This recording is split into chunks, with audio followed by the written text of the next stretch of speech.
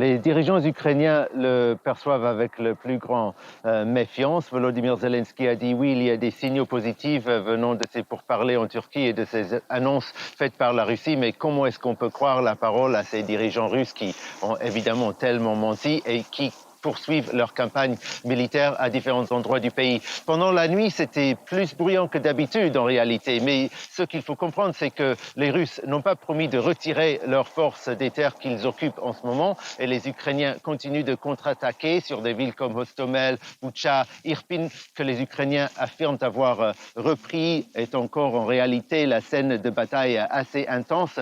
Donc les combats continuent, mais de l'autre côté, il y a des forces russes qui se retirent. Ils ont même été photographiés en Biélorussie, mais de l'avis des militaires ukrainiens, c'est plutôt pour se regrouper et préparer de nouvelles attaques qui pourraient être dans la direction de Kiev pour essayer d'encercler la capitale. Pour les Ukrainiens, il n'y a vraiment pas d'évidence concrète sur le terrain que les Russes aient vraiment changé de stratégie et qu'ils ont vraiment renoncé à cette idée d'encercler Kiev et de prendre aussi Tchernihiv, une ville importante qui est encerclée et qui est au nord de Kiev. Certains experts militaires ont un avis un peu plus optimiste, cependant. Ils disent à l'Institut pour l'étude de la guerre, par exemple, que peut-être qu'effectivement les Russes ont constaté qu'ils ne sont pas capables, tout simplement, d'encercler et de prendre Kiev. Et donc, effectivement, ils vont changer de stratégie parce qu'ils vont tenter de faire des choses qui sont possibles, mais cela reste à voir dans les semaines qui viennent. Bonjour Gulliver, l'Ukraine de son côté a fait une série de propositions hier en Turquie, notamment autour de cette question de la neutralité. Comment est-ce qu'il faut comprendre ces propositions ? Alors l'Ukraine propose une neutralité officielle, mais avec des garanties de sécurité offertes par ses alliés.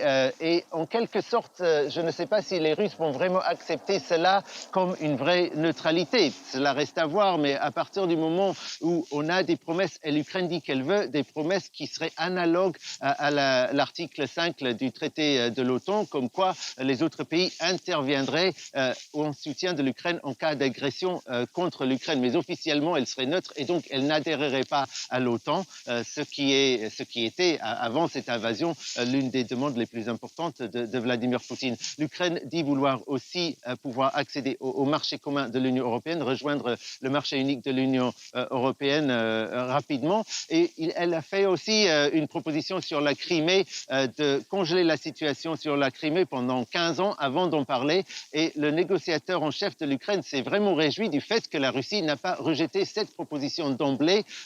Ils sont peut-être prêts à parler de la Crimée, du statut de la Crimée dans 15 ans.